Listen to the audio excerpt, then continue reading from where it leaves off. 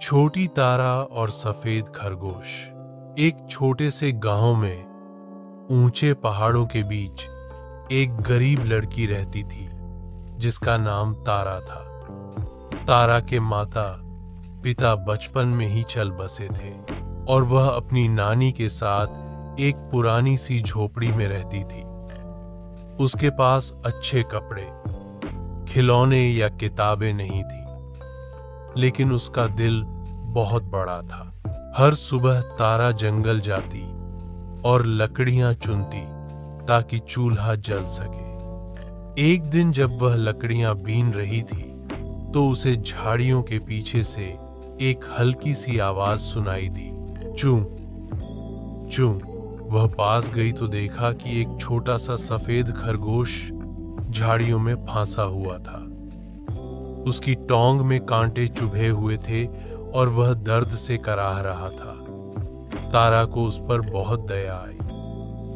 उसने धीरे धीरे कांटे निकाले और खरगोश को अपनी गोद में उठा लिया। वह उसे अपने घर ले आई। नानी ने कहा, अगर इसे रखना चाहती हो तो इसकी देखभाल भी तुम्हें ही करनी होगी।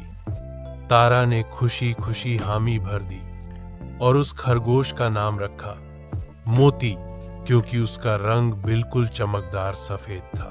तारा हर दिन मोती को ताजा गाजर, पानी और खूब सारा प्यार देती।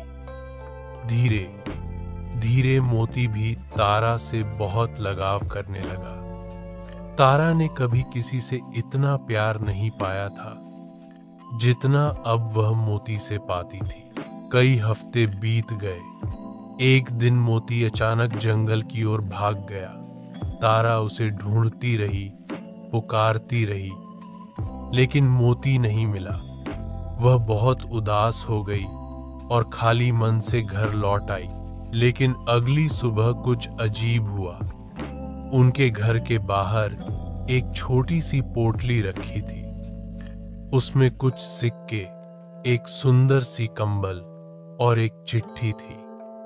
उसमें लिखा था, तारा, तुमने मेरी जान बचाई। मैं एक जादुई खरगोश हूं। अब मुझे किसी और की मदद करनी है। यह छोटा सा तोहफा मेरी ओर से। तुम्हारा भला हमेशा होगा। मोती।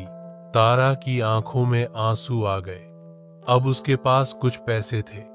उसने नानी के लिए दवाइयां खरीदी, अपने घर की मरम्मत करवाई और स्कूल जाने के लिए किताबें और वर्दी ली। कुछ सालों में तारा एक शिक्षिका बन गई और उसी गांव के गरीब बच्चों को पढ़ाने लगी। वह मोती को कभी नहीं भूली। हर साल जिस दिन मोती गया था, तारा जंगल में एक गाजर रखाती और कहती, शुक्रिया मोती। सीख। यह कहानी हमें सिखाती है कि दया और मदद कभी व्यर्थ नहीं जाती। एक छोटा सा अच्छा काम किसी की पूरी जिंदगी बदल सकता है।